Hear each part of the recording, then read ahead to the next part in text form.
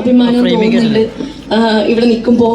എന്താ വിന്നറായാല് full blank ആണ്, എന്ത് പറയണമെന്ന് എനിക്കറിയില്ല. ആദ്യം തന്നെ ദൈവത്തോട് നന്ദി പറയുന്നു.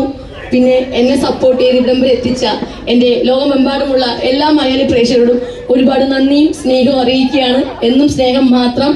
ഒപ്പം എൻ്റെ അച്ഛൻ, അമ്മ, എൻ്റെ ഫാമിലി, എൻ്റെ റിലേറ്റീവ്സ് എല്ലാവരോടും, എൻ്റെ കൂട്ടുകാർ എല്ലാവരോടും, നിങ്ങളെല്ലാ ഓഡിയൻസിനോടും എല്ലാവരോടും ഒരുപാട് നന്ദിയും സ്നേഹവും ഞാൻ അറിയിക്കുകയാണ്. എന്നെ ഇവിടം വരെ എത്തിച്ചതിൽ എല്ലാവരുടെ സ്നേഹം മാത്രം. എല്ലാവരുടെ മനസ്സിലൊരു നന്മയുണ്ടെന്ന് എനിക്കറിയാം, ഒരിക്കലും മറക്കത്തില്ല.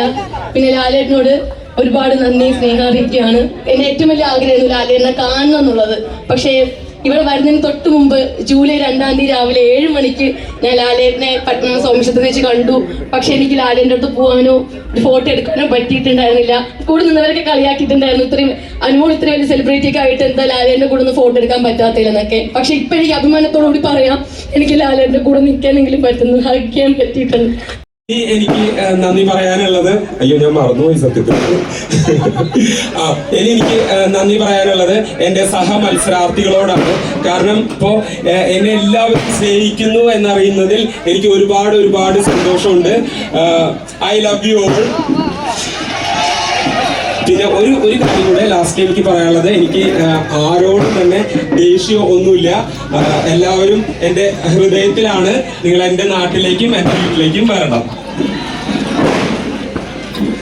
അനീഷിന് ഷാജിയുടെ ഒരു സമ്മാനമുണ്ട്, അതിപ്പോ കൊടുക്കാം.